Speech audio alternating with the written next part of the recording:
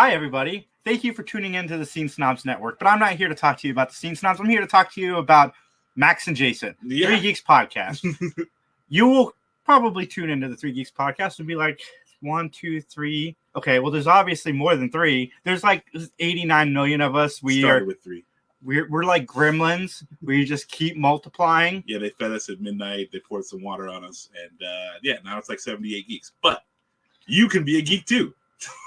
If you like comedy, which we sometimes do, if you like hearing about movies, TV shows, you like hearing hot takes from Max and John, you like hearing somebody who loves most things, but when I get mad about a show, it's pretty entertaining, I gotta say. But no, we're the Three Geeks Podcast. We're just a group of friends that don't talk to each other through the week so we can have natural conversations on Sunday. Yep. We're like actually probably the worst group of friends because we don't ever talk to each other outside of doing podcasts. I mean, except for you and I, but that's because we're roommates. But, like Three Geeks Podcast. Tune in, check us out. And have fun. Yes. Feel free to like, comment, and subscribe. Yeah. And recycle your droids.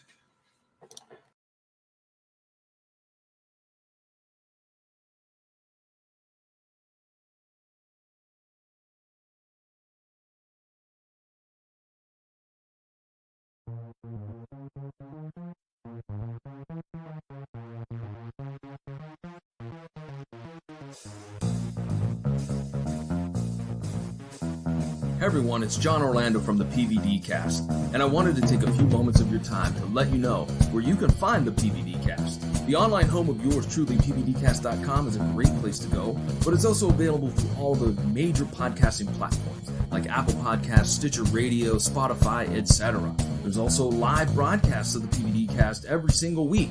Mondays 8 p.m. Eastern through the Facebook page of the PVD Cast, and Tuesdays at 7:30 p.m. through the Scene Snobs Facebook page. And no matter how you listen, please make sure you rate, review, and subscribe. And with that, I will chat at each and every one of you later.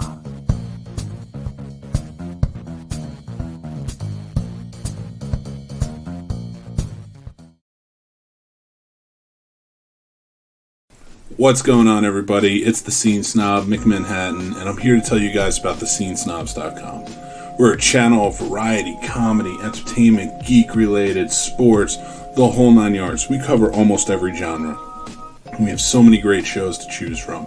We have shows like the Scene Snobs Podcast, BTB Podcast, The Guapo Show, the Sports Snobs Podcast, the PVD Cast, Jeff Dwoskin presents Crossing the Streams, the Three Geeks Podcast, the Fandom Effect. We probably have the only Matlock-based podcast called Matt Talk, and we're introducing new shows all the time. We have new shows coming up like the Ear Hustling Podcast, Carpool Shenanigans, and of course, from some nobodies, Twitching Upstream and Talking Upstream. So come on, check out thescenesnobs.com, enjoy it, and please leave feedback. Like, follow, subscribe us, and just let us know what you think. We love to have all the interaction. So I, again, am the Scene Snob, Mick Manhattan. Check out thescenesnobs.com. You can follow us anywhere on social media at The Scene Snob, and we will talk to you guys soon. Take care.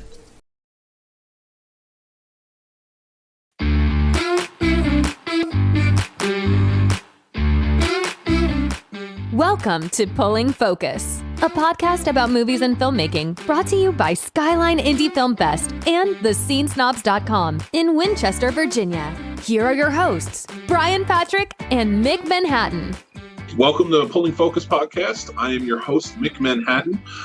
As always, I'm joined by my co-pilot on this magic carpet ride, Mr. Brian Patrick from Skyline Indie Film Festival. How you doing, bro? I'm doing well, Mick. How are you today? I'm doing very well because we have a very special guest today. We do have a very special guest, and I'm very excited to welcome Jack Sholder, director of film and TV shows, to Pulling Focus Podcast show. Nice to be here. You can just call me Jack Philadelphia, by the way. Well, now I got to come up with a stage name. Oh no, you don't get one. That's only for the likes of Jack Philadelphia and I. Yeah. Well, you call me Philly, Well, welcome to the show, Philly. By the way, speaking about food, you cannot get a good Philly steak sandwich outside of Philadelphia, or just maybe New Jersey right outside. I had a friend of mine when I was living in LA. He was an exec at New Line, and he came from Philadelphia. And we would always talk about, we would try these Philadelphia steak places, and they were never just quite right. So he decided he was going to open up one in LA he was going to import everything from Philadelphia, the meat, the rolls, the cheese, everything. And he set it up in Westwood. It's kind of like a nice part of LA, and it still didn't taste the same. Even the oil. I think there's just a tradition, or I think like the really good steak places, they have a griddle that they've been making the steaks for like 50 years, and somehow it gets in there. I don't know what it is, but it's in the DNA of the sandwich, that seasoned griddle, I guess. Something. It's never quite as good. No, I 100% agree, and I agree to that with almost all foods, like Jersey with diners. Like I've never been to a diner outside of Jersey that it has like had the same taste almost in their food. Yes, right. Speaking about diners, the opening scene of Alone in the Dark, that diner was in New Jersey. You may even know where it is. I mean, I kind of forget, but it was it was somewhere in the vicinity of Jersey City. What? Yeah. I mean, for anybody listening right now, I'm from Jersey City, so it may be Manhattan, but Jersey City is where hung my hat. But I did not know that. Now I'm trying to think, because there was the Miss America diner that looked just like that diner. Yeah, I could look it up actually. I'm so excited right now. You have no idea. This is amazing. Because when I saw the diner in the opening of Alone in the Dark, because it's been a while since I had seen the movie, but seeing it again, I was like, man, I miss those diners. And it may turn out that you missed that diner. Specifically, because I grew up down the street, if it is the Miss American diner. Well, if not, I'm pretty sure they had diners like that all over, though.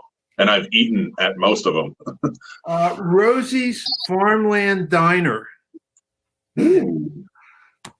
Rosie's Farmland Diner. Ooh. In New Jersey somewhere. It's in Little Ferry. I've been down that way. I bet you I have seen this, because I spent a lot of time in Little Ferry. Yeah, it's real. It's a classic. That is, oh my God, and it looks like it too. How much filming did you do in New Jersey for Alone in the Dark? We did about half of it. About half of it was, almost all of it. Well, the house that we filmed in, which was like half the film, was in a place called Sneeden's Landing, which is on the Hudson, but it's just right across from New Jersey. Oh wow! It's like about 2 miles from the Jersey border.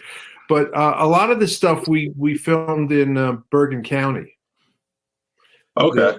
The hospital was in Bergen County, which was actually 2 different locations. Englewood Police Station, Skylands Manor, and Ringwood State Park, if you know where Ringwood State Park is. Gloucester, the shopping center where the riot happens was in Gloucester. The nightclub was Hillsdale. So yeah, it was most Orangeburg, New Jersey. So yeah, mostly. Originally my idea for the script was to shoot it in Little Italy.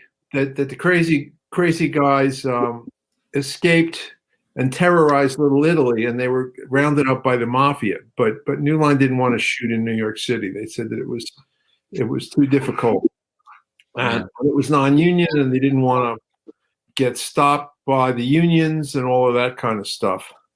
So so they said no, it's got to be shot outside of New York, so we could evade the unions. The interesting thing is we're shooting. The very first thing that we shot was somewhere out in the middle of nowhere in in New Jersey. I could barely find it. When we showed up on the set, there were like these guys from the union who were like standing there waiting for us. And the director of photography was actually in the union. So he was really freaked out that they were going to kick him out. But we had our tires slashed a few times, you know. Oh, but yeah, it's like the Wild West back then. Yeah. So good old days. You were talking about the diner, and Mick said Jersey City, and then you just turned right around and grabbed a binder off your bookshelf. What is that? Is that like your film diary? Was that what did you pull off there? Basically my director's book. So it has this, you know, I have the script in there with all my notes. I have, you know, all of my shot lists, storyboards. You know, I have tabs for crew, locations, art department, casting. So you know, basically everything that has to do with the film is in these books. So I kept them all. Yeah, of course you would. Yeah, sure. Probably, yeah. I mean, probably most directors would keep them. They wouldn't want to throw it away. Yeah, what a great resource to revisit and things like that. Yeah, and look at how you've done things before. Yeah, great resource. That's great advice for anybody listening, because we have a lot of indie filmmakers that will listen. And, you know, keep a director's book. You know, keep all of your information together. Absolutely.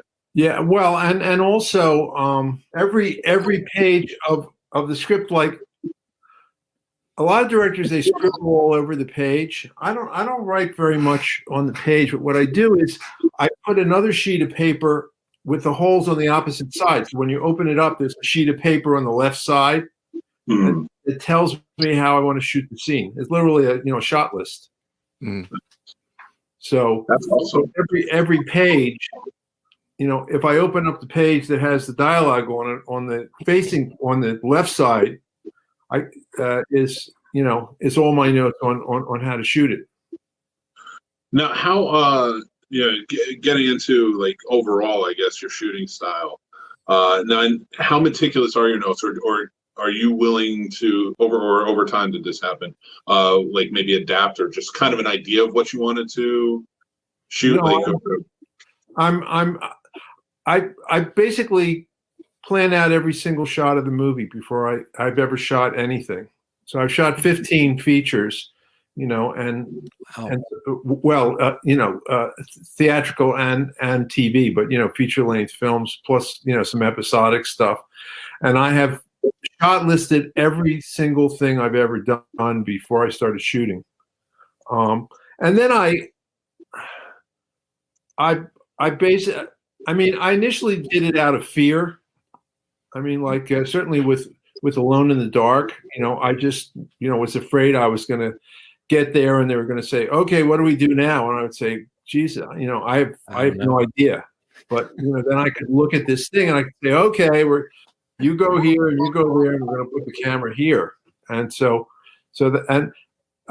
but as time evolved, it's an excellent way to prepare, because, you know, if I were going to shoot two people talking, okay, you have a two shot and you have an over the shoulder and another over the shoulder and two matching close-ups. So, you know, I mean, what could be simpler? And, you know, sometimes that's the right way to shoot something, but sometimes it's not.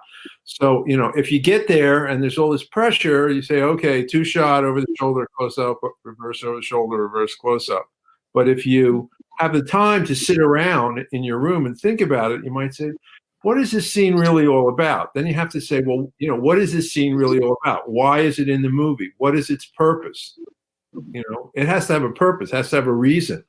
There has to be a point of view, like, what's the whole movie about? How does this scene fit into what the whole movie is about? Okay, then how do I want to have my actors? You know, I mean, you know, if you have four people sitting around a table, you know, say, okay, you know, everybody sit down. Well, no, it's like where they sit is important. So if there's let's say there's a couple, let's say there were two couples having dinner, and let's say the guy is having an affair with the other guy's wife. So how do you want to seat them? Do you want to have them sit opposite the other guy's wife or next to the other guy's wife? Do you want to see him like reach under the table and grab her hand, or do you want to see him take his foot and go under the table? They're now looking at each other as opposed to having to turn their head to look at each. There are all of these little things that you have to think about.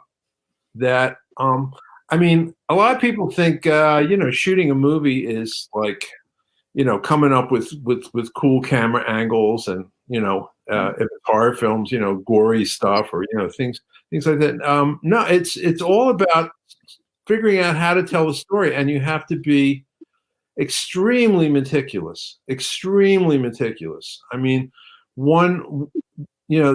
different directors work very, very differently. Some like me storyboard, shot list everything. People like the Coen brothers and Spielberg, more in his early days, they shot list or do storyboards for everything. Brian De Palma storyboard the entire movie. I don't like to storyboard. And then there are others who think that's the kiss of death. It removes all spontaneity. Let's get on the set and see what the actors want to do and all that. But one thing that everybody does is they study the script. If you walk on most movie sets, the ones that I've walked onto, the person that you think is the director is probably the assistant director, who's basically like the foreman who's running the set, and the director is usually sitting in a chair looking at the script, because it's kind of like you're a detective, and the script is the scene of the crime. So if you walk into the room and there's a dead body lying there, you don't have to be a detective to say, "Hey, we got a dead body, with a hole in it. Somebody just got this guy." Oh, great. So do you get to be a detective? No. You open up the drawers. You fingerprint under the bed. You look under the carpet. And that's what you have to do if you're a director when you're working on a script. You have to look at every tiny little detail. Like the script says, Joe, happily. How are you? Well, why happily? What does that mean? Does he really say it happily? What is the writer trying to get at when he says happily? Because the last time they saw each other, they didn't get along. So what does that mean? So these are all the things that you have to do. It's not just like, oh, here's the scene and he says this that's the dead body lying in the middle of the room. Yeah. So you look at all the other clues that tell you what happened. What's going on? Was that sort of your personality, a natural instinct to be that detailed in things outside of directing, and did that come naturally when you started directing, or is that something you learned over time? Well, a little of both. I mean, when I never went to film school, so I was an English major, so I never studied film. I ended up starting and running a film program at a university for 14 years. Which was kind of interesting since I'd never taught or taken a film class. So it took me a while to figure that all out. But when I moved to New York after I graduated from college, where I'd already made a bunch of short films, just completely, on my own, not knowing anything, I'd look at film catalogs and order equipment and then try to figure out, how to use it all. But I watched a lot of film. So that was part of my film school. And then when I got to New York, I started to get work as an editor. And so I became an editor. And, it just so happened that I was very well suited to be an editor. If you look at my films, whatever you may think of them, they're all really well edited. I mean, not that I actually do the editing, but I supervise the editing, and it's edited exactly to my taste in collaboration with an editor.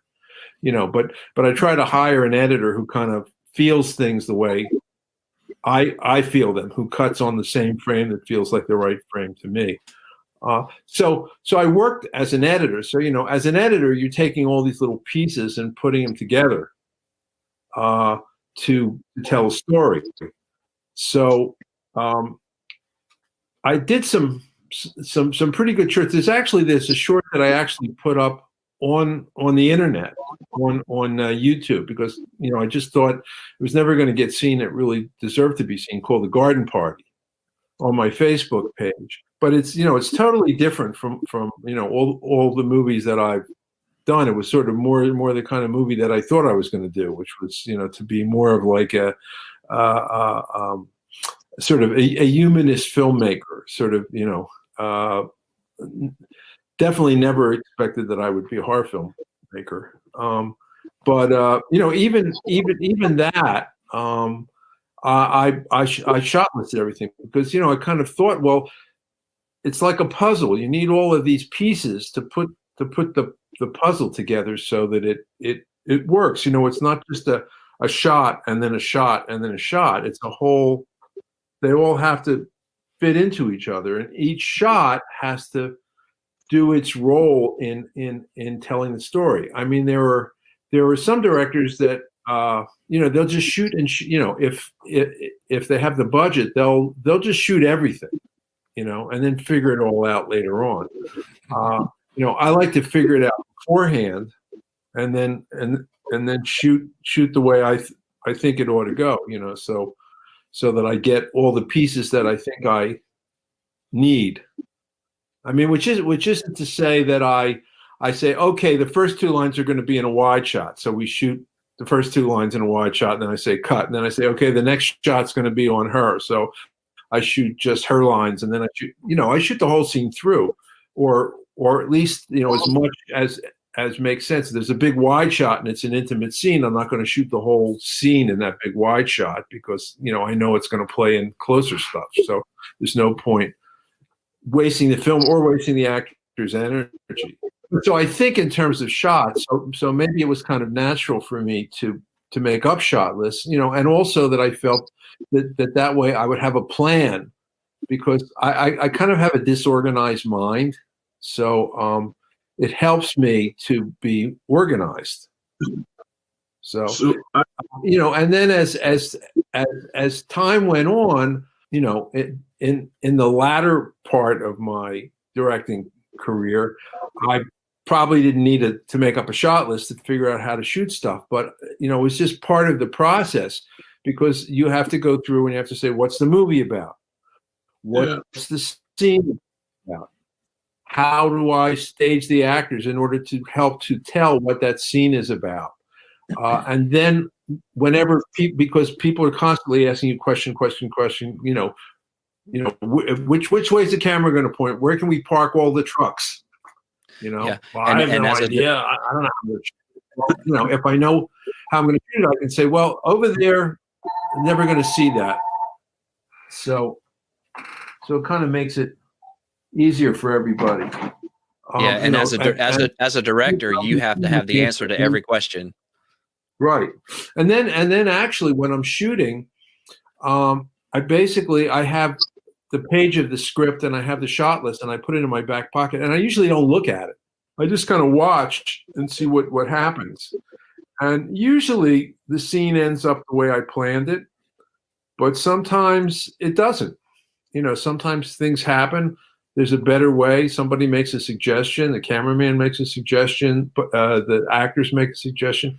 But it's very rare that I have a concept for a scene. Like, I'm going to shoot this scene. They're all like at an autopsy. So I'm going to just shoot this scene where it's going to be a lot of close-ups of faces all looking around. That it would be very unusual for me to just say, hey, I'm just going to shoot this in one big wide shot, So the concept kind of pretty much doesn't change, rarely changes, but maybe the way that I execute changes. I mean, I remember I was shooting 1201.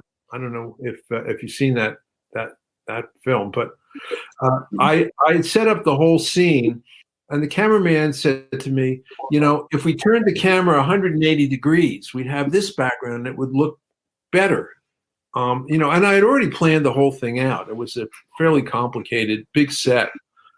But he was right, so then I had to say, well, it's going to take time to change everything around. And, am I going to not be able to make my day or have to lose some shots? And he said, no, I can do it pretty quickly. And so we we basically flipped everything, but it was still the same concept, Right. Anyway. Well, I wonder too, with how your directing style and for your first film that you wrote and directed with Alone in the Dark. Right. I wonder, because your star in Dwight Schultz, the great Dwight Schultz, of course. That was his first starring role in a movie, but you were also working with powerhouse veteran actors. Yeah. And Donald Pleasance, Martin Landau, Jack Palance, of course. So as a director, when you're going into that setting, your first time in a feature film, yeah, what's your mentality? How are you working with them? Well, it was both intimidating and elating. It's like it. I said, what do you drive? What kind of car do you drive? A minivan, unfortunately. Okay. So somebody pulled up a Lamborghini in front of your front door and said, "Here's the keys. Go have a drive." What it's like, it's like you turn the steering wheel like an inch and it goes right around the corner at 100 miles an hour. Yeah. That's what it's like working with those kinds of people. And especially on that story too, because one thing that I really appreciate about your movies, and you never seem to shy away from, is they're very action filled.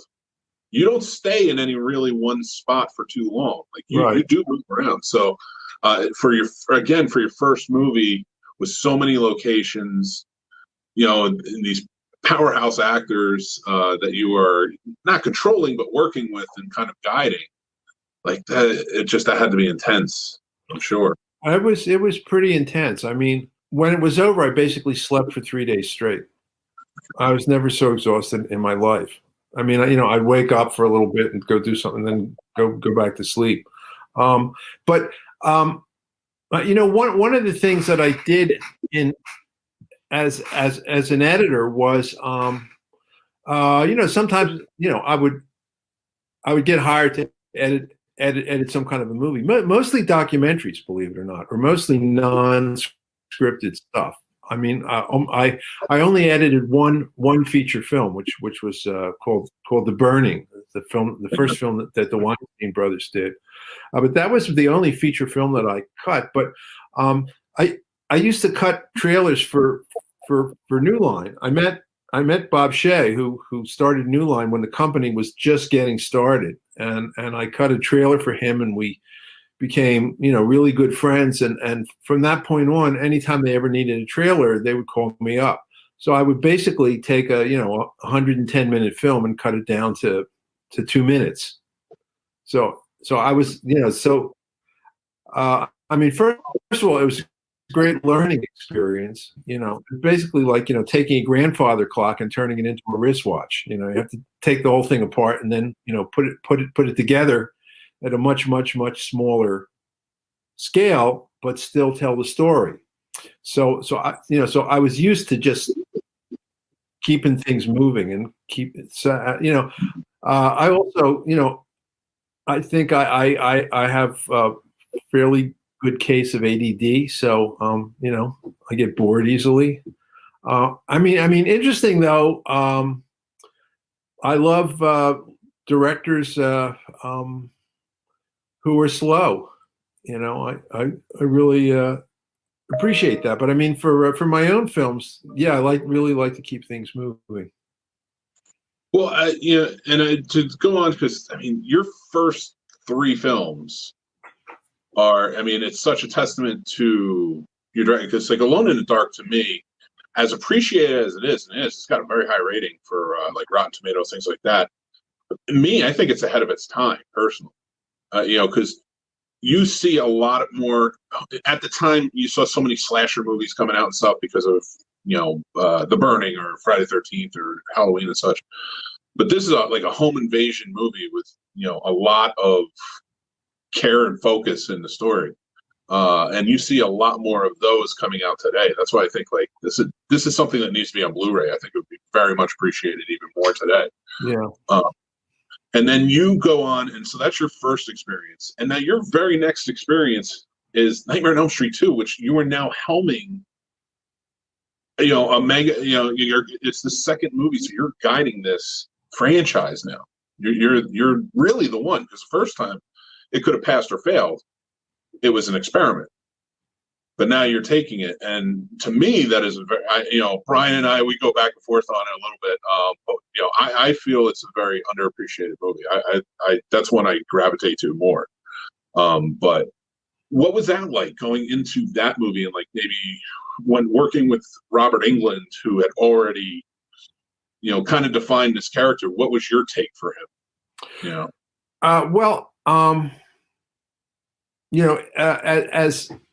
As a lot of people know, I really came onto the film kind of late. Wes was supposed to direct it, but Wes didn't write the script.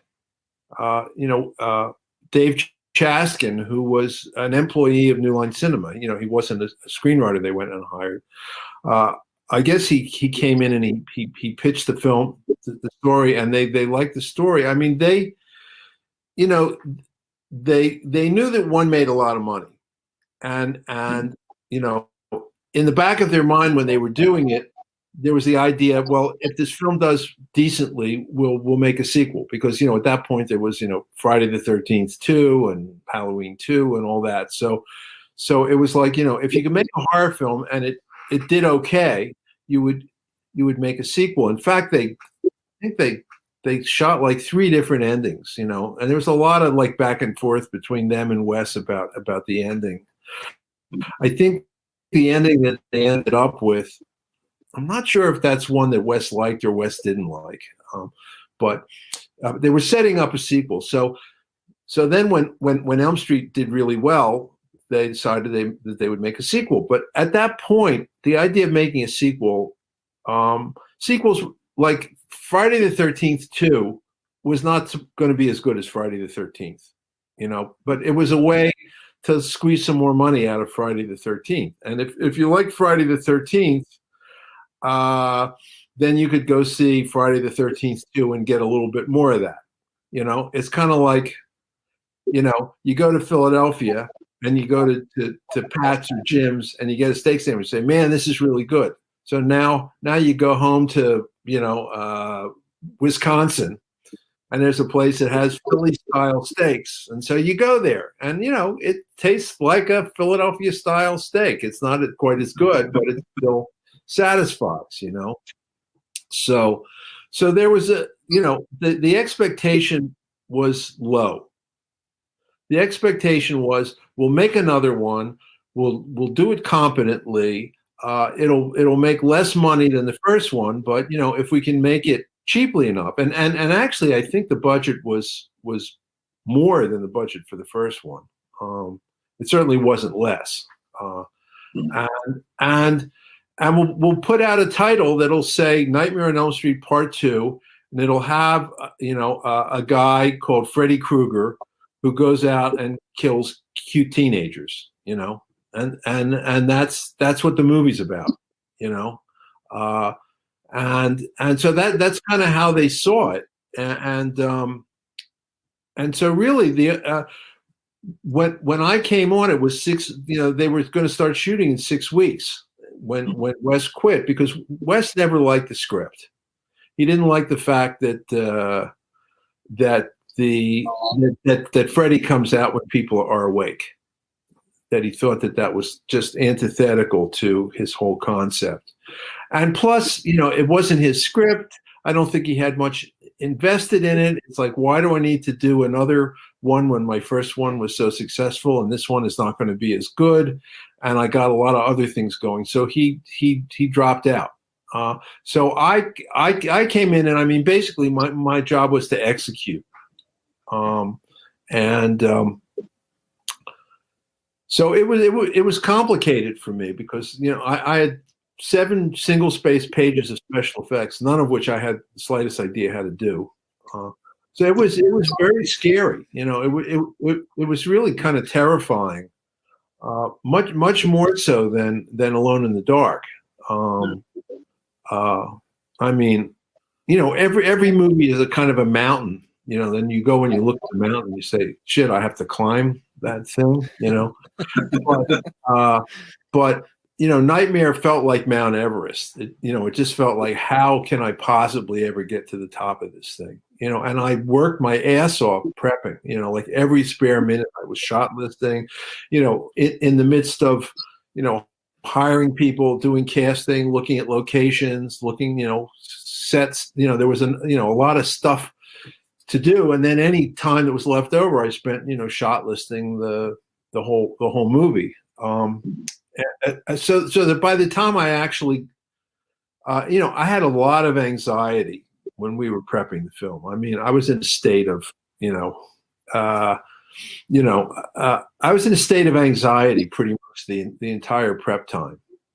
Sort of kept it under control, but there were times when I wasn't sure if it was, if I was going to like freak out, and then I walked on the set the first day, and I was perfectly calm, because I had done all the work. I knew how to make the movie at that point. But the only thing that they told me, and they didn't want Robert Englund. Well, they didn't want to make a deal with him because his agent wanted more money, and they said, "Who is this? Who does he think he is? Want more money to do a sequel? We're not giving him any more money." And they said, "Well, we'll just get somebody else to play him, because Jason, who cares who plays Jason? He pops up, he kills somebody, and he goes away. Whereas Freddy is a real character, and Robert Englund created that character. That's Robert Englund is part of Freddy.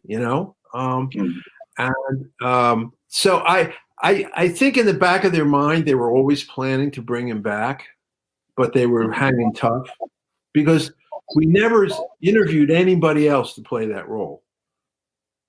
Whereas we were casting. I mean, there were a lot of roles in the movie. There were 30 some people to cast, but we never saw anybody for him. But the only thing that they told me was, keep him dark and keep him scary, and that was it. The rest of that, I mean, they knew who I was. They knew that I was a good editor, so they knew that I would get all the pieces, that I was competent. At the very least, they'd have a movie that they could cut together and that they could show people. Yeah. So that was kind of the framework. I mean, at that point, it wasn't a franchise. It was Elm Street plus an Elm Street knockoff. So we didn't feel like we had this mythology that we had to follow or anything else. I mean, they felt, well, there's a template that we have to follow so that people who went to see Elm Street, the original Elm Street, will get more or less. And this never, I never really thought about it when I was making it. It was just like, well, here's the script. Freddie shows up at this pool party, but answering a lot of questions about it. If you think about it, what is one of the things that you have to ask if you're directing a movie, what does this character want, right? Because that's a lot of what drama's about. The character wants something, then something else gets in the way. There's a complication, and then they have to work through the complication to get to the end. So, and you have to be able to say as director, what does each of these characters want? And it's not like, oh, he wants this, you have to think about it, because you have to think, because you can say, well, he wants this and he wants this and he wants this, but you really have to say, what does he really want? What's below all the things that he wants? Well, Freddy wants, he wants to kill all these kids. So right now he can only come out and kill them when they're asleep, right? Well, if I wanted to kill as many people as I could, and I could only kill people when they're asleep, I'd say, well, is there a way I could kill them when they're awake too? Wouldn't that be better? Okay, well, how could I do that? Well, maybe if I could take over somebody while he's sleeping, then I could use him as a way to get out into the world. So, I mean, it actually does make sense, I mean, they completely dropped that, and I mean, basically, 3 was more successful, more popular than than 2. And I think 3 is probably if you were to do a survey, most people's favorite sequel. So I think 4 was just a more kind of hyped up version of 3, and then 5 and 6 kind of fell off. Yeah. And then Wes's New Nightmare I thought was really good. So I mean, initially the pressure was just to somehow make the movie, and then when we were in post, the pressure on New Line was how to sell the movie. And they actually hired a publicist, and the publicist said, the best way to sell this movie is to say it's all about Freddy Krueger, and that Freddy Krueger is the scariest person in America. And they said, okay, that, it's probably bullshit, but why not? And so the publicist started, he actually did a screening, and he got out this publicity that people were showing up at midnight screenings dressed as Freddy, which was completely untrue. He just made it up to make it sound like the Rocky, horror picture show, that it was a kind of a phenomenon. And so they did a midnight screening down in the Village, and he actually hired people to come dressed as Freddy. And lo and behold, other people showed up dressed as Freddy that he hadn't paid. So he said, something's going on here, That's and then for me, it was a well-made movie, but we had a screening, and Bob Shea, who ran the company, said, Jack, it's not scary. And I said, well, let me see what I can do. I was an avid squash player, and there was a kid who worked at this squash club. He was a real horror film fan, like a lot of teenage boys are. So I invited him. The screening was over. I said, how'd you like the movie? And he said, oh, it was pretty good. And I said, was it scary? And he kind of hesitated. He said, well, not that scary. I got a problem. The screening was at a theater in Midtown. I got on the subway at 42nd Street. I got off at 14th Street, which is where I lived, and I figured out how to do it. We had one shot with Jesse and Lisa where they're in the car, and it was kind of like a wide shot, so you couldn't really see their lips. And that I could put in, we could take that shot and put it in after the killing, and add like 2 lines of dialogue that would cover whatever the problem with the script was if you took this thing and made it come earlier, so that they acknowledged that the coach had been killed and that this terrible thing had happened. And so we moved it up, and then the next screening, the numbers went clearly up, and it was scary, because I always find it interesting when people tell me, wow, the film was so scary, it just scared the crap out of me. And like, wow, yeah, because the central problem was it wasn't scary. So it was scary. And, as it turned out, Wes did the really hard job of creating the whole thing, and he deserves all the credit. But, I did get 2 to work well enough, so it did better than the first one, and then the rest was history. Well, I got to tell you, I know for me, being a kid, and everybody knew who Freddy Krueger was when I was a kid. You were terrified of him. But the first movie, I think, was I was at an age where it was kind of over my head that he would come in your dreams and get you. But the second one, when he busts out of not the swimming pool, but busts out by the swimming pool. For me, it was like he's in the real world. And every time I go by a swimming pool, and this is one of the first times you have terrified me in my life. And we'll get to the next one, which is the Tales from the Crypt episode, which I watched again last night, and it still scared me. As a kid, I'm watching Freddy come out in this party, and I'm just like, I can never go by a swimming pool. This is where he's going to get me. He's going to bust out of it. And you created that fear in me as a kid. And I was just terrified of Freddy. That became I mean, a lot of that's really, the editing. The fact, what happened was I wrote Alone in the Dark, that was my first attempt at a horror film. And I was never a big horror film fan. You know, I saw some, but it wasn't like the only reason that I saw Friday the 13th was Bob Shea said, "Hey Jack, I want to check out Friday the 13th. It's making all this money and it costs nothing to make." So he dragged me along. I still haven't seen Halloween. I've never seen Halloween, believe it or not.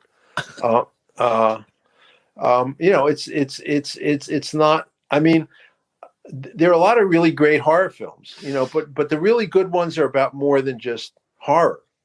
I mean, Alone in the Dark was my attempt to make an art film that was really about a lot of other stuff than people getting killed. You know, it was about, you know, what is society about? What is normal and what isn't normal in society? And so,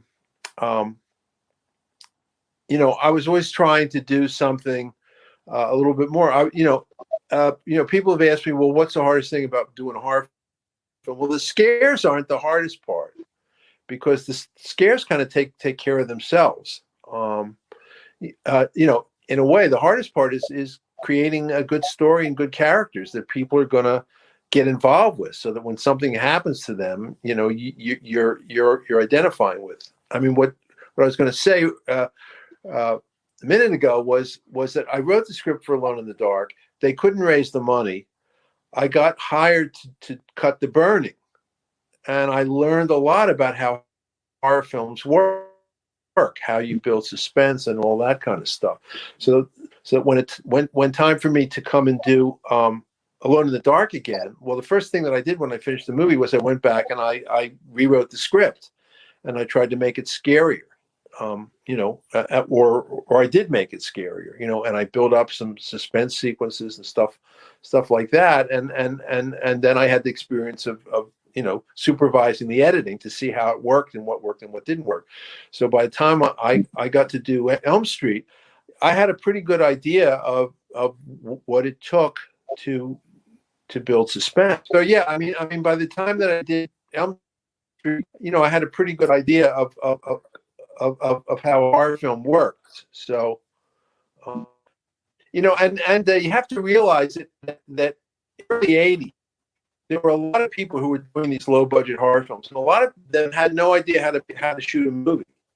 So they would get into the editing room and they'd be missing, like, they couldn't cut the scene together because they were missing an important piece. You cut trailers too, and you know, you're kind of piecing together these enticing shots for the trailer. Do you think that helped you to just kind of know what a movie needs in terms of certain shots or to build off of and things like that, or scenes? Well, yeah. I mean, it's like, you know, if you want to learn how to make a watch, if somebody dumped a pile of watches on your desk and you took them apart, you could kind of figure out how a watch works, you know? So in a way, you know, you know, it was partly, I mean, every trailer tells a story, and every trailer has to take a point of view. I mean, you know, a lot of times the trailer is not the movie. You know, with New Line, they would get a movie that was kind of arty, and they would want to, you know, have a trailer that made it look sexy or you know, more exciting than it was. So you would take, you know, all the, you know, if there was a shot of tits in the movie, there was one shot of tits that was definitely in the trailer, you know. You know, if there was some violence or some action, a car crashing or whatever, that was definitely going in the trailer. You know, a lot of times people would go and, you know, see the movie. I mean, you know, you've gone and seen comedies, and like, you know, every joke that was any good was in the trailer. You've already seen it. Right. The rest of the movie was just like filler, you know. But yeah.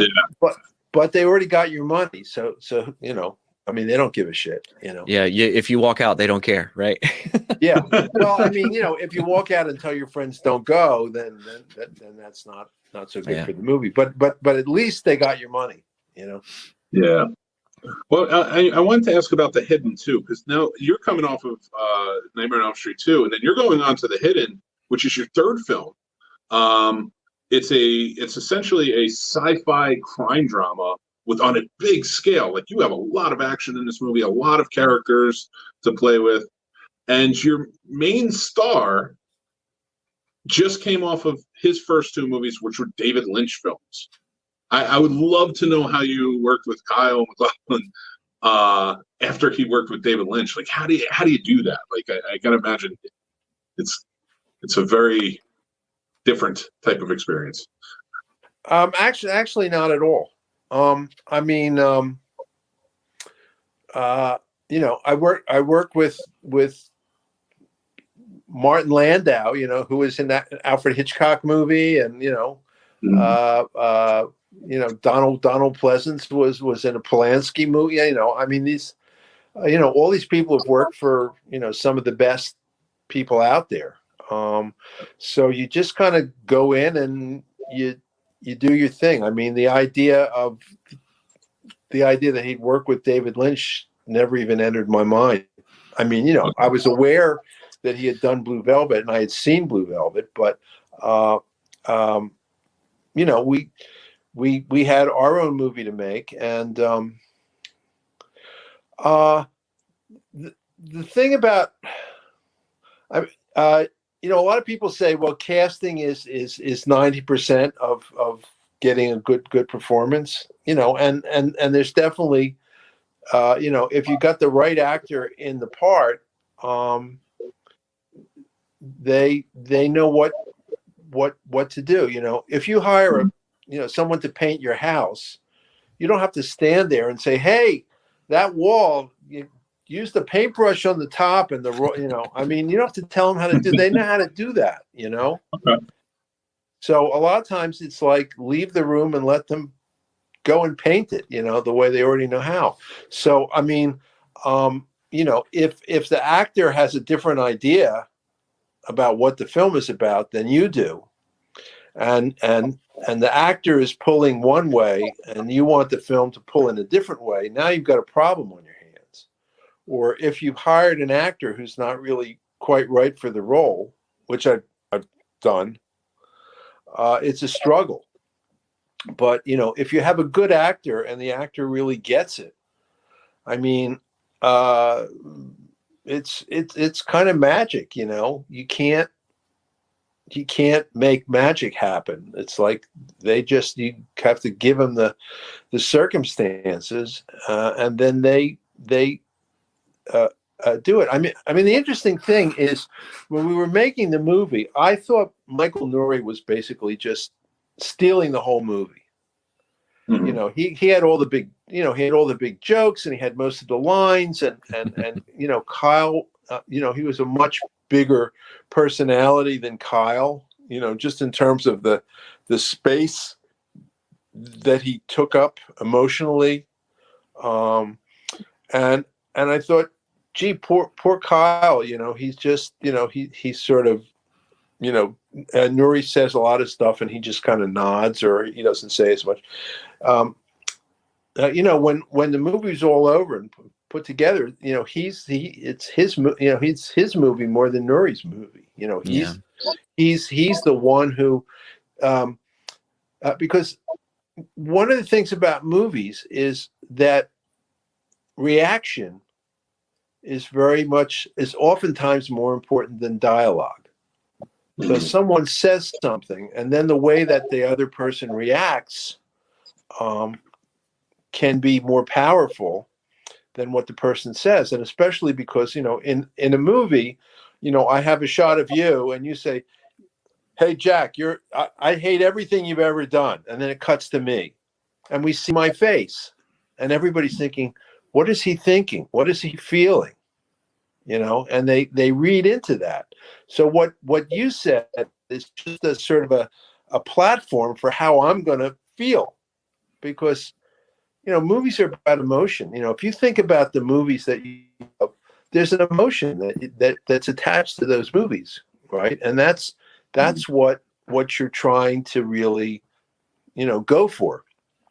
So the person, I heard, I think I read an interview with and he said, he was suddenly, he was like in this, place where all these people that he'd seen on the screen for all of his life, and he finds himself talking to John Wayne, and he's like blown away. And he says, "Do you have any advice?" And he says, "Yeah, let the other guy do most of the talking, and then you say, uh-huh." and that was one thing. And then he said, and the other thing is,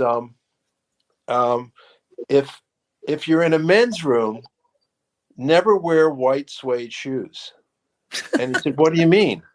And he said, "Well, you're going to be standing at the urinal, and the guy's going to be standing next to you. He's going to go, 'Are you John Wayne?'" And then your shoes are screwed. I know, Brian, you had a question about the hidden. I think it was about the script. Yeah, I was just curious. I just rewatched it. I didn't rewatch it. I watched it for the first time earlier this week, and I was just curious. I hadn't heard of it, and I'm a big genre fan, so it was sort of Really? it was heard of it. I hadn't really. Sorry to say. No. It comes to me as a hidden gem for sure. So I was just like, how much influence did you have over the script? And was the script was written by Jim Kauf, if I'm getting that name right? Yes, was he around? Did you guys collaborate? No. No.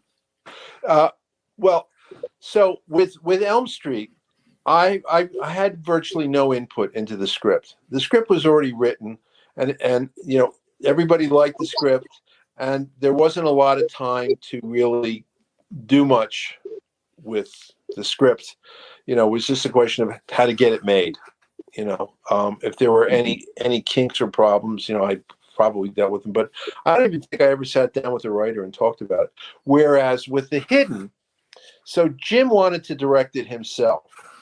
Jim was already a somewhat successful writer. He became a more successful writer. He's a very, very good writer, and he wanted to direct the film, and he'd already directed one feature, and honestly, he's a much better writer than a director, and nobody wanted to make the script until it finally got to New Line, and New Line said, "Yeah, we want to make it, but we don't want Jim to direct it."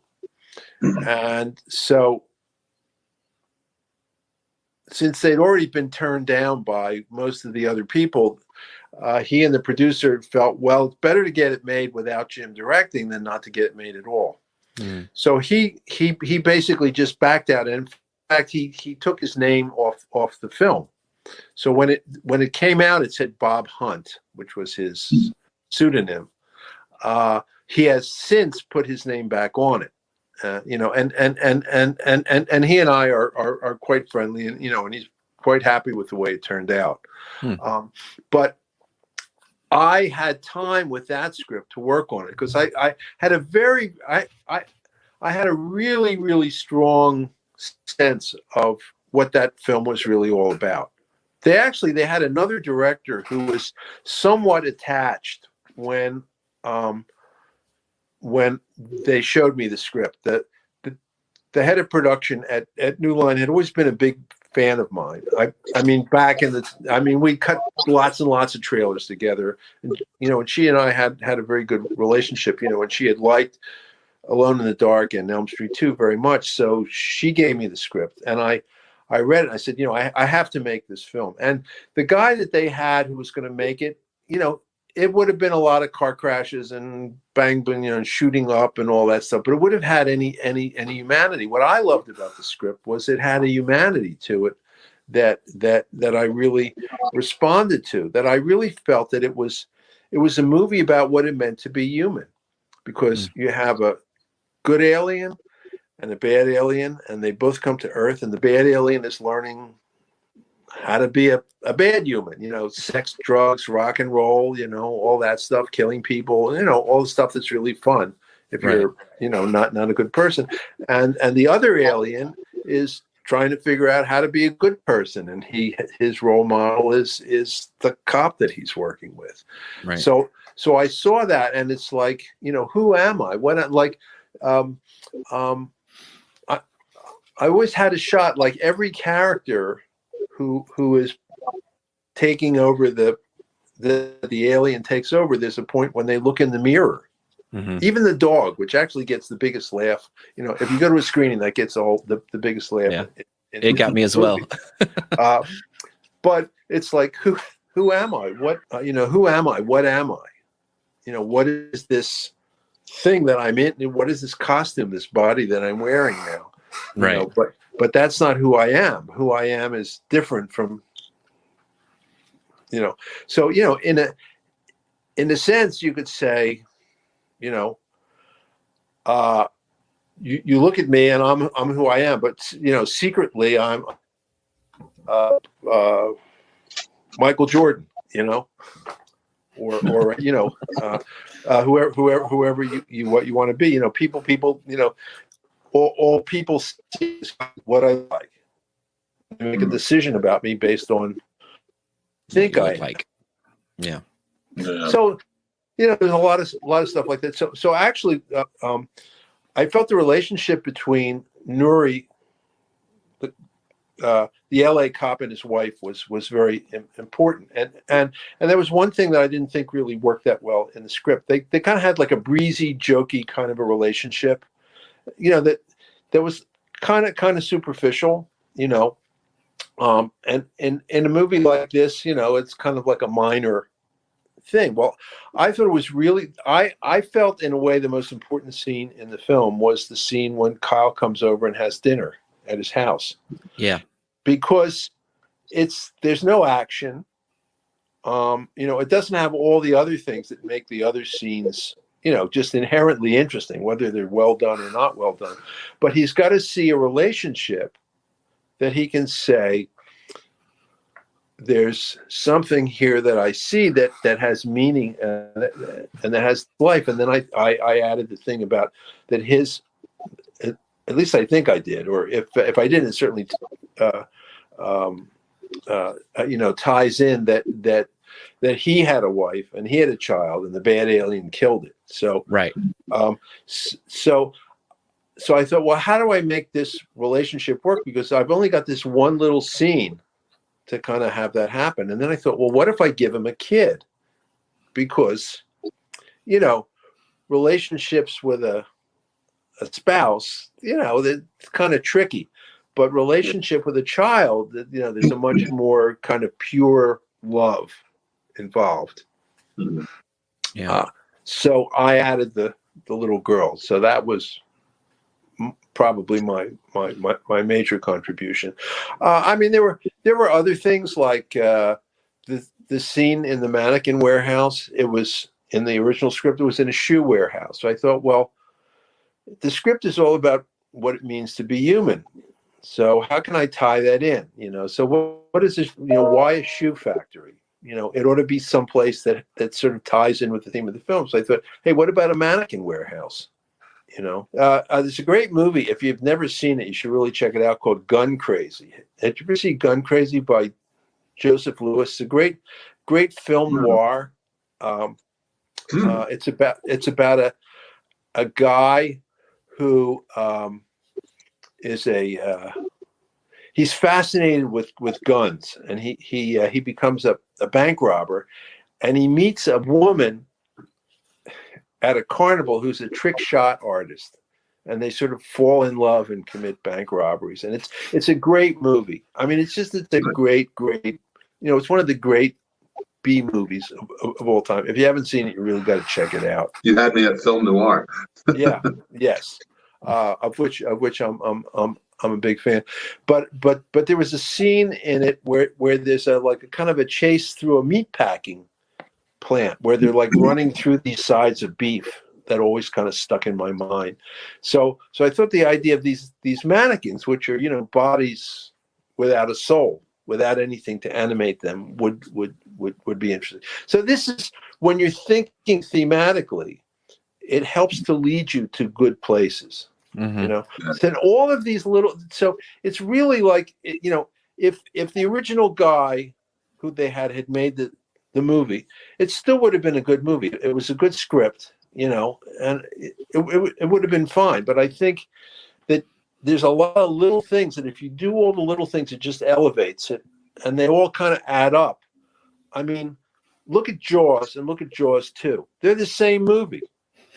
Jaws 1 is a great movie. Jaws 2 is okay. Same movie.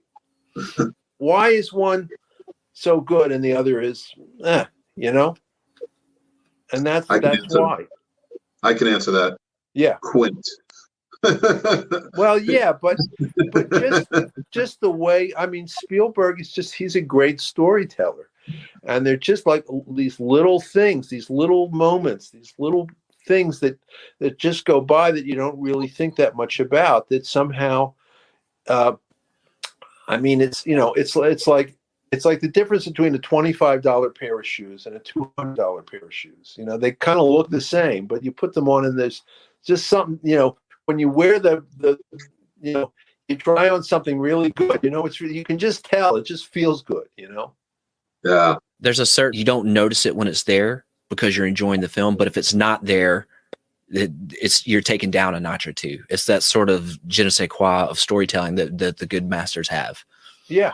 Well, because a good director, everything, because like I said, I always try to find, you know, what's the central theme, what's the central story of the movie. You know, it's not the dead body with the bullet hole in the middle of the room. It's what's underlying this whole thing. Someone wanted to kill this person because, you know, and you know, when you get really all the way down to it, it's about money. But then why was the money important to the person? Well, and then you start to say, well, okay, here's who this person really was. So, you know, if you have a theme, now all the pieces connect up and there's a synergy between all of these pieces, as opposed to just lots of stuff.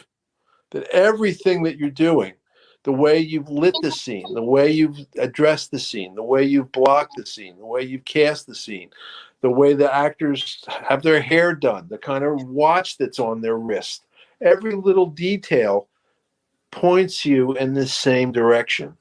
So, Yeah. You know, and I mean, somebody, some film director or others, I'm not sure who it was, said that what you're really directing is the audience's attention. It's a good point. Yeah, for sure.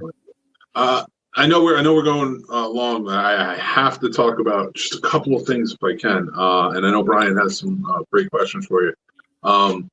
One, I have to say, just a short backstory to this. I grew up loving, and I still love it to this day, Tales from the Crypt. I loved that show. I was 8 when it came out, and my older brothers would like put me in the corner and hide me from my parents finding out I was watching it with them. And week after week, I was like terrified. But one episode in particular still to this day terrifies me in a way that's pretty like just down to my core, and that is Fitting Punishment. That was your episode. Yes, and the reason being is it's just scary. You shot that in such a terrifying way. The whole episode, the abuse is scary, but then you get to that ending. And it's initially this final 6 minutes of the episode, and you're just like, this is one of the most terrifying things I've ever seen. Just the way it's shot, everything. Your shots throughout the entire episode are amazing. But one thing scared me for sure. I was a tall kid. I'm 6'8" now. Wow. So, well, what still scares me to this day is because the nephew was so tall and his feet had to be cut off to fit in the casket. I'm a child I'm like eighth grade freshman year. I hit 6 foot and I'm like, are my feet going to have to be cut off? Can I not fit in normal caskets? Like, how does this work? These are the questions you never think about, and your show is making me ask them. Yeah. Well, I'm 6'3", so yeah. I mean, I actually thought it was the funniest thing that I ever did. I mean, I laugh more on that film because I do have a really kind of sixth sense of humor. I mean, it's sometimes like totally out, but I have a very offbeat sense of humor, which is probably why I was successful doing horror film. It was really funny, and there's a way. I mean, the one thing that I really regret is that I never got to do like just straight comedies, because I think that I would have been good at it. But like, there's this shot. I mean, here's, film should work visually. I mean, there's a great podcast called Every Frame a Painting. There are these short videos that are like, I don't know, anywhere between like 4 and 7 minutes. They're absolutely brilliant about filmmaking. They're just fantastic. Check it out. They're like popcorn. Every Frame a Painting. But there's one where he talks about comedy, and he says, comedy now is really bad because it's just actors improvising, and then they just sort of cut it down, and it's people just talking to each other. There's no visual humor, like, if you think about Buster Keaton or people like that. Right. But there's a shot where you see him lie the kid in the coffin, and then he gets this kind of look on his face, the funeral director, Moses Gunn, and then the camera just pans along the body. And when you get to the end of the shot, you see the feet are hanging over the end of and then the next shot is you see him starting up a circular saw, and it's funny. It's really funny. It is, and that landed when I watched it last night. I was like, man, that is a really funny shot. And the cutaway, like, you speaking about editing, I see it. But let me, you flash back 30 years ago, and that was scary as hell to me. Like, my feet are going to go. So you still worked it in such a great way. Yeah. But yeah, it was really fun because Joel Silver was one of the producers of the film. If anybody doesn't know, I mean, Joel Silver was produced all these huge blockbusters. Die Hard and lots and lots of them. And he had these two kids who he thought were really good screenwriters who had written an adaptation of that particular story, and it just wasn't. Everybody felt that it needed work. So coming from Philadelphia, which has a large African American community, and it always seemed like the funeral directors were like the leaders of the community, people who had a lot of money in the community, and certainly business. If you're a funeral director, business is good, because people are always dying. So I thought, what if we did this with an all-black cast? And they said, okay. And so we hired a young screenwriter whose name was Don Mancini, who had just done Child's Play, Chucky, and so he wrote the script, and it was very, very funny script. So I mean, we laughed, and because it was an all-black script, the community of African American actors in Hollywood, a lot of these people knew each other, so everybody was just having a really, really good time. So it was one of the most fun things that I ever did. Nice. I actually remember speaking about my wife. We the scene where they're taking all the blood out of the corpse, and I see the blood draining through these neoprene things, and it goes into this like absolutely filthy sink that's underneath the table, and I was sitting around during lunchtime looking at the dailies while I was eating my lunch, looking, and those were the scenes. And we're all sitting there laughing, and my wife stopped by, and she came and walked in the room and thought, "What is wrong with this guy?" That's fantastic. And one of the other questions I wanted to ask real quick, before moving on, you did a great TV movie that I really enjoyed. We watched a lot in my house, and that was By Dawn's Early Light. Yeah. And it was, I mean, we love that movie, and you had such an amazing cast. You teamed back up with Martin Landau, who played the president in that. But you've worked with James Earl Jones a few times on his TV show and in this.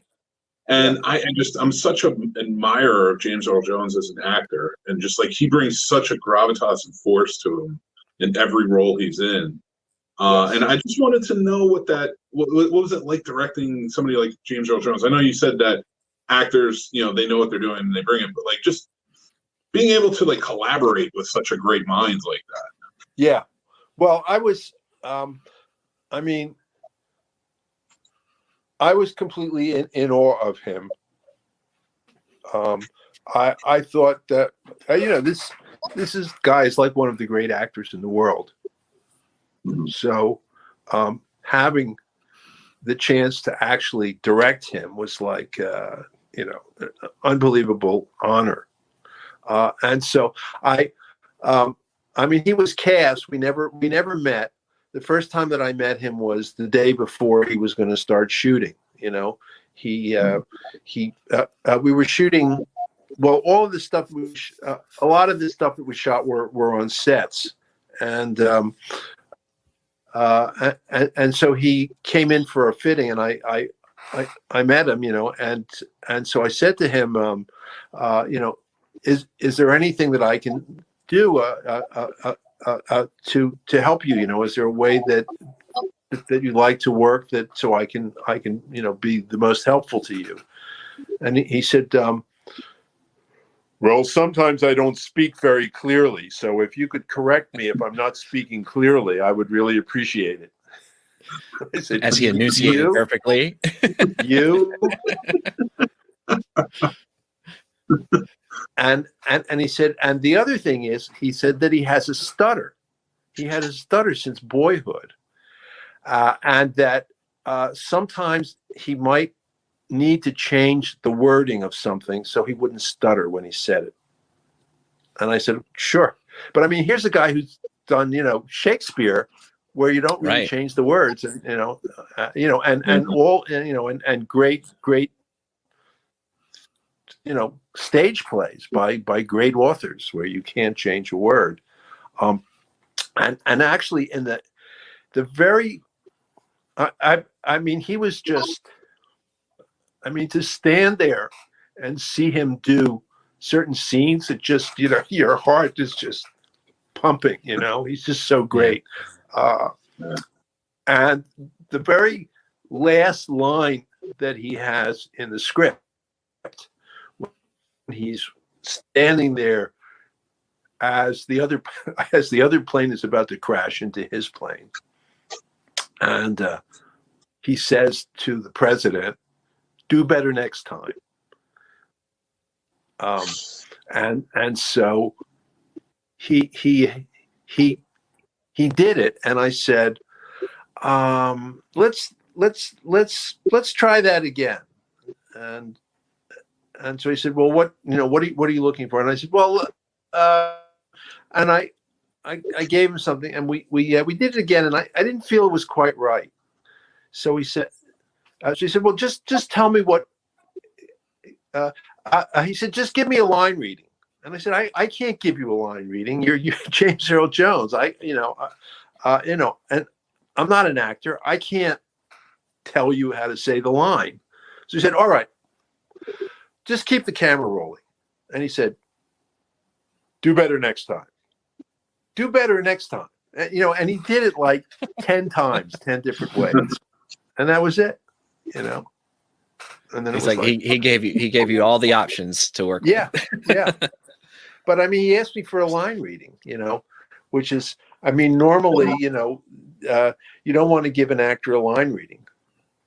It's kind of disrespectful, and plus, I'm not an actor, so if I gave him a line reading, it would be terrible compared to what he would do. So, and then he would probably do it back just like you did, and it wouldn't be what you wanted. Yeah, right, but he was a very. There are certain actors who are kind of pains in the ass. Most of them are really good people, and people like him. Donald Pleasance. People said, "Well, what was it like working with Donald Pleasance?" Well, Donald was like a plumber. Your toilet gets stuffed up. You call the plumber. The plumber doesn't say, "Well, what make of toilet is it? I don't like that make of toilet. What color is your bathroom?" No, pink. No, I don't want to spend my time in a pink bathroom. Sorry, I can't work in these conditions. Right. Yeah, it's like, here's the job, here's the money. I show up and I do my job. I happen to be really, really good at it. And what I happen to do happens to be an art, but it's also a craft, I mean, that was Donald, he just showed up. And, this dumb little movie, with a film studio that had never done a feature film before, and a first-time director, and a kind of a low budget, and all the rest. He showed up, and he did what he was supposed to do, and he was great just because he's a great actor. I mean, So if you're a great actor, what you're going to do is is usually going to be great. I mean, same thing with Palance. Palance kind of gave me a hard time. And the very first scene that we shot was that kind of walk and talk on the lawn when he says, none of us are crazy. We're just all on vacation, and he had told me that he couldn't do the scene, that it was too much dialogue, that no one had told him. He was really bad at memorizing dialogue. And he couldn't possibly shoot it. And I said, well, today's the only day that we can shoot it. You don't have a choice. So, I'll break it up into little pieces and make it easier for you. If you want cue cards, I'll have him make cue cards. When it came time to shoot it, he did it in one take. It was incredible, and I turned to him and I said, Jack, that was absolutely incredible. That was fantastic. And he looked at me and he said, you're full of shit. He walked away. But that was his way of saying thank you. Yeah. Oh, that's a great story. I love that. Yeah, absolutely. And it sounds like Jack Palance. That sounds like something when you think about Jack Palance, that's who he was. Yeah. Well, I mean, it was interesting because the other thing that he told me that first, because I met him the day that he showed up on set to start shooting. And the other thing is that night we were supposed to shoot the scene where they escape from the mental institution. And in the script, there's a car and he and the other guys come and his character pulls the guy out of the car and kills him. Mm-hmm.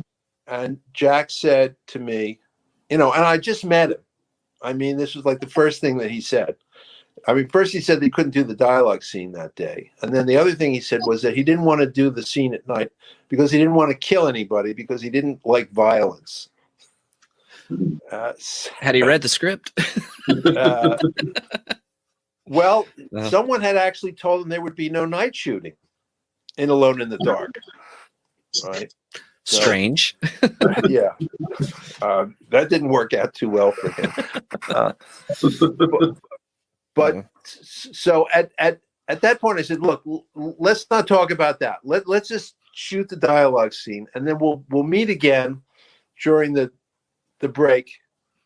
It's called lunch. So lunch is 6 hours after you start shooting, because it's a 12-hour day when you're shooting. 6 hours after you start shooting is lunch. So if you start shooting at 4 p.m, lunch is at 10 o'clock at night. So anyway, I said, well, at lunch we'll meet again and we can talk about the scene. So, after we shot the dialogue scene, things were a little friendlier. He was a little bit more relaxed. And I said, so about the scene tonight? He said, well, I really don't want to do it. And I said, well, Jack, it's in the script. It says in the script that you kill the guy. And he said, why? And I said, well, we have to know that your character is capable of murder. And he looked at me and he said, they'll know. And he was right. You just looked at him and you knew, he was 100% right. And it was a great lesson that I learned, because you didn't have to have him kill somebody to know that he was capable of murder. He carried that with him as an actor, Wow. So I said, well, somebody's got to kill me. He said, well, have the fat guy do it. So I said, all right. So, I told Erland, who was playing that guy, I said, well, you're you're going to kill the guy tonight. So, he didn't care. But yeah. So I mean, I that was my education. That was my film school was just doing it, Making a movie. Yeah. and learning, and to learn from those people, what a privilege. Absolutely. Yeah, and absolutely and just building the career that you did with such great movies. And I know, Brian, you had a couple questions about just filming in general and stuff. And I guess thinking about Sean Baker and his success with Tangerine that he shot on an iPhone, Right. and Steven Soderbergh has shot a couple of features on iPhones now or mobile devices or things like that. What's your thoughts on? I don't feel like the industry's moving that way in any real way, but what do you think of that option to use tiny mobile devices to shoot feature films? Are you on board with that? What are your thoughts? Well, personally, I was fortunate to kind of work, kind of in the Hollywood system, so the idea of, like all these trucks and all this equipment and all these people and the big Panavision camera and all that stuff, I just love that. But honestly, that's not what it's about. It's about telling a story. So if you can have all that stuff, I mean, there are, these $150 million movies that are just utter shit, with the best of everything, the best cinematographer, the best editor, the best composer, the best everything. And they're shit. And why are they shit? Because it's not a good story and it's not well told.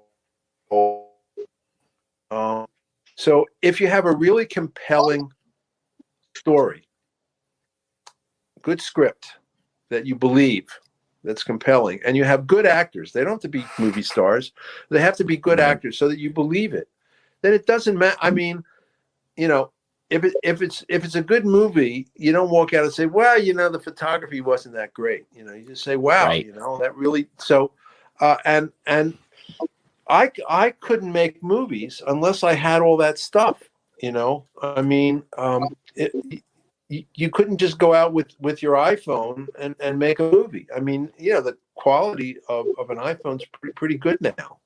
I mean, so basically, anybody who wants to make a movie, if they really want to make a movie, they can do it. The thing is that you just have to fight to get it right. I mean, Sex, Lives, and Videotape, that was made on a pretty low budget. Wasn't done in a big Hollywood way, but it was a really good film, and everybody responded to it because it was a really good film. It was clear that Dazed and Confused. I mean, a lot of those films, those indie films, the Robert Rodriguez films.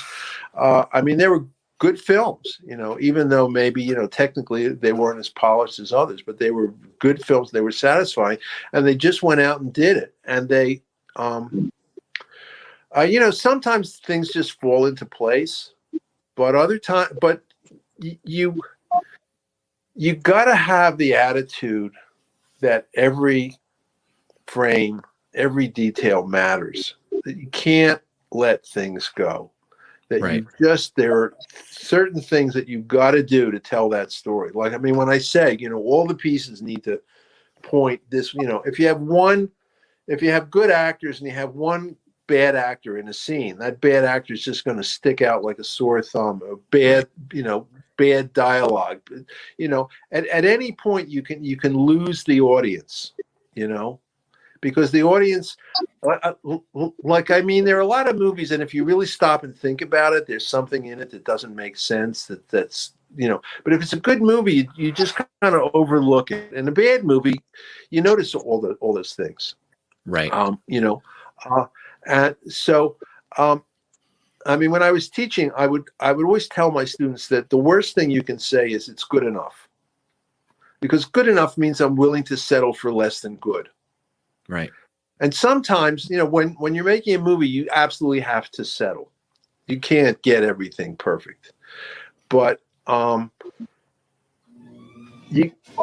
I mean, there are times that I let things go, and I've really regretted them, because you look at the movie and you say, I just should have taken that extra 5 minutes and gotten it right. I shouldn't have, let people talk me into whatever, because you're going to live with it. So, I mean, you kind of have to pick and choose, because, if you have a 6-month schedule and a $200 million budget, you can kind of do whatever you want. But, if you have a limited budget, a limited amount of time, you have actors who are working for very little money. They're not going to want to give you a huge amount of time. So you kind of have to budget your time. I mean, the money that's in your pocket is minutes, is time. That's what you have as a director, is how much time you have. This scene, I really got to get that moment. If I don't get that moment, it's not going to work. So I got to stay and get this, and maybe compromise on something. It's regardless of gear and equipment, regardless of what sort of era you've come from or trying to get into, that, and that's what we want to hear as aspiring writers and filmmakers ourselves, is that, story is what's important. Man, this has been like a masterclass in filmmaking for me. It really has, yeah. It's been fantastic. And I could talk to you all day just about filmmaking, not even just your movies, just like your opinions on on being on set. Jack, we truly appreciate you coming on the show and talking to us like this and sharing your stories with us. Yeah, well, it was fun. Good. Well, anytime you want to come back on and talk about any aspect of filmmaking, we would love to have you. You're truly fantastic, and as you can tell, we are fans. I mean, I only kind of touched the surface of your movies. Like, I could talk about them forever. They're truly inspiring stuff, and I love all of the stories and conversation you brought today. And I think it's going to be very enlightening, very educational, and especially to indie filmmakers who listen. Good. Okay. Well, it was fun. Well, it was nice talking to you guys. So I guess I'm going to sign off before the internet signs me off. Thank you again, everybody. And is there anything you want to promote before you go, or? Well, no. I mean, I actually have another movie, a vampire movie that I co-wrote with a really good younger writer. But with COVID going on, who knows what's going on. So hopefully I will make another movie before I check out. So. Well, thank you very much. Thank you, Jack. Really appreciate you coming on the show. Well, everybody, that was our interview with Mr. Jack Sholder. What'd you think, Brian? I mean, I had a great time with this. I'd watched some other interviews and stuff he had done, and he had seemed like a little maybe low energy or whatever, but like I didn't get that at all today. He seemed happy to talk about the craft of directing, and I loved it. I feel like I took a lot from this conversation, and I'm looking forward to when I edit it and re-listen to it, just to hearing it again. Like this is a listen and re-listen episode for me, I think. Oh, 100%. And it's funny because as he was talking about certain aspects of directing, I was thinking about a short film you and I are working on, and just ideas, and just even down to the littlest, like almost details, like, oh, how would this look? How would this? And so like he's talking and he's saying these things, and it's actively making me think about like our project and like what we'd want to make it look like and things like that. So yeah, he just has he has a gravitas to him, especially with how much he knows in filmmaking, and like the way he talks about it. And it's just very natural. And well, there's a casualness about it as well. He's like I'm a director, I direct, that's what I do. Let's talk. Yeah. I mean, that casual vibe is definitely. I think he just has a dominating voice that just really helps. Yeah. You want to pay attention, like, okay. Yeah, and he was giving us like good technical information about prepping and just getting ready and pre-production and stuff like that. But then he had some really good anecdotes too with James Earl Jones and the John Wayne story and Jack Palance. Who I fully believed as a kid. I was like, I didn't have the words for it, but he could commit murder for sure. Oh, 100%. 100%. I thought he probably did on the set of City Slickers. So, I mean, that tells you something. So, for me, he was scary as the host of Ripley's Believe It or Not when I was a kid. I was like, who is this monster? Yes, yeah, he just has that way about him that it was an intensity that he brought to like every role, and that's why one of my big questions was like, what was it like working? It was more so Jack Palance than I think anyone else, because like I get that, like Donald Pleasance shows up on set, he's a plumber, he's going to do the work, he knows how to do it, he doesn't really need to be directed other than what are you looking for here. Yeah. Martin Landau, I kind of get that same sense from him. Jack Palance, I'm almost like everything he said, I was like, yeah, that sounds like what Jack Palance would be like. Yeah. Not in a bad way, because like he said, you're going to get a great performance, but like just that intensity that's like, are you going to murder me? Yeah, can I give a little suggestion here? No. Okay. Absolutely. And I had such a fun time, and I learned so much, because as much as I enjoy the directing side of it, it's so refreshing to hear an established director who's been working in the industry for, I mean, almost 40 years at this point, hearing him say, okay, well, you got to do this, you got to do that. Like, this is what you do. And like, this is what the great directors do, you know, so it's just what you notice. Like, and it's so matter of factly, like, cause you can talk to a lot of directors, especially in the indie world, and it's just kind of like, well, you got to, you know, do what you can to make it work. And it's like, yeah, but there's, you know, then you talk to somebody like Jack Sholder, it's like, well, I have my shot list. I made a special binder for my shot list to be right next to the dialogue. And it's right here. Yeah. Take a look at it. That was so cool. Yeah, that was really cool. It's such a fun time too. Yeah, but so, yeah, that's why I love doing this stuff. So that way we can sit down and talk and like kind of learn something new, you know? Yeah. When you send him an email and say thanks for his time or whatever, just like remind him, like, next time you're coming through Winchester, stop, we'll find some Indian food. Yes, absolutely. I just feel like in a casual dinner environment, like, we'd get so much more stories out of him and information, you know, and he seems more than willing to share it. You know what I mean? So. No, it pisses me. I mean, it's a blessing in disguise because we get to talk to him because COVID's kind of exists. Yeah. But at the same time, for us, it's like, we get to talk to him.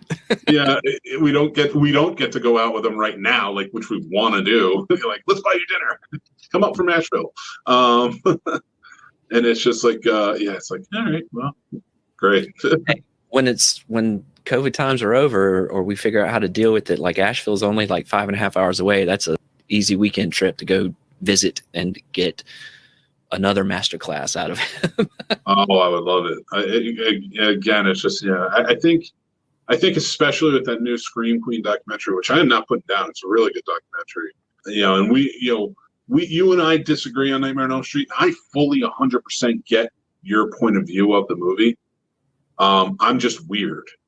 I think that's why I like, you know, Halloween 3 and you know, certain other types, like out there movies in the franchise. It's just like kind of what I'm into, you know? So for me, but like that, telling that story, I was 3 or 4 when it came out. And then I saw it when I was around 8 or 9. So when Freddy pops out the way he does, like I said, that like and my baser instincts were just filled with pure terror over that. So I think that's why it sticks with me. You know, that movie in particular. It had an impact for sure. Yeah, absolutely. Like, I have a poster of Friday the 13th, Jason Takes Manhattan on my wall. It's a terrible movie.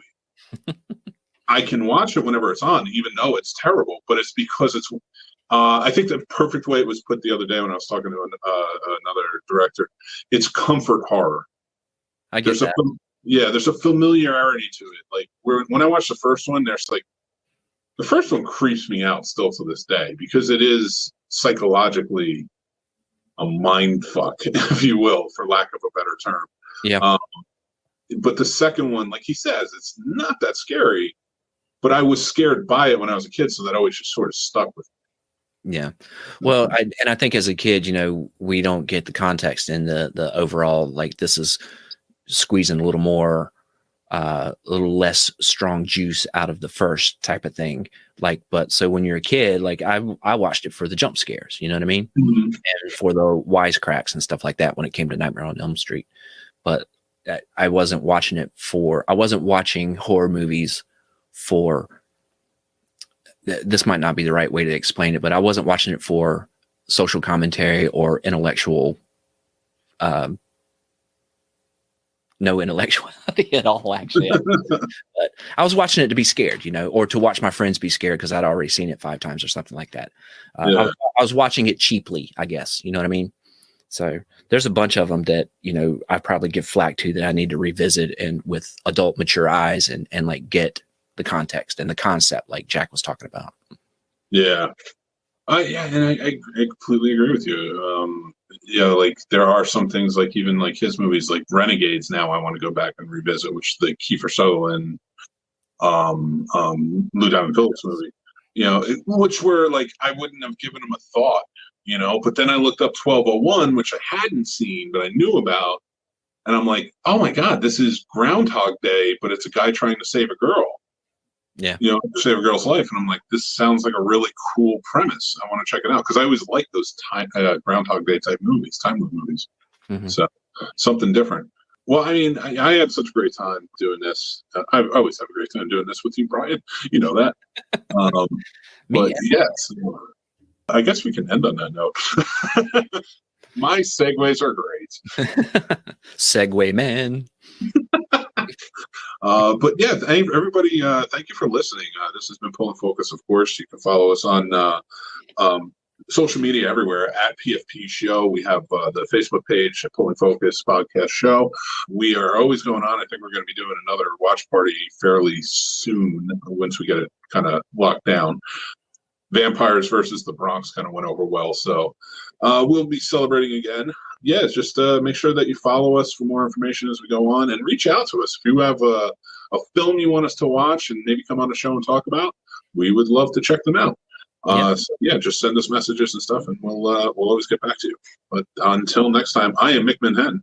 I'm Brian Patrick. Thanks for listening, everybody. All right, and you have a great day. Da-da-da-da-da-da.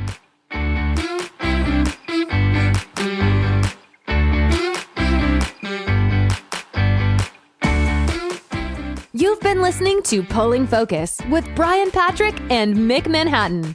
Follow the show on Twitter and Instagram at Skyline Indie Film FE and at The Scene Snob. Please rate and review the show wherever you get your podcasts. Thanks for listening.